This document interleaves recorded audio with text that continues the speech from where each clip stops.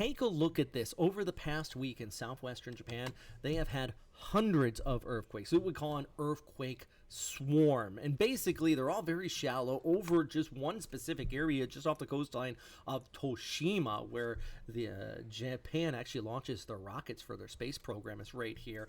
The max intensity has been about a 5.0 to a 5.5 on the Richter scale.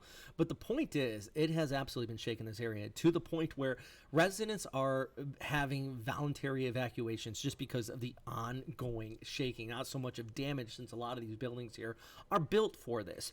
But my worry is this could be a precursor to a bigger one, what we call pre-quakes. Now, I also point this out here at First Coast News in the Jacksonville area where I'm recording this from, because there are 80,000 military members located on this island. That is Okinawa Honto. It's the biggest island and part of this chain where a lot of bases are located. Now, they haven't really been feeling these quakes. It's a little bit further towards the south of that, but it's close enough where if one does get bigger above a 6.0, it could be felt out in this area. So if you have military friends, Navy members located out in here, and they may be worried about it, just make sure they're taking those proper precautions, have a go bag, and they know what to do in the event of a large earthquake. But yeah, pretty incredible. I mean, I'm just seeing these reports out of here, upwards of 1,000 quakes over the course of the past week located here in southwestern Japan. I'm meteorologist Robert Spetty. If you have any questions, let me know.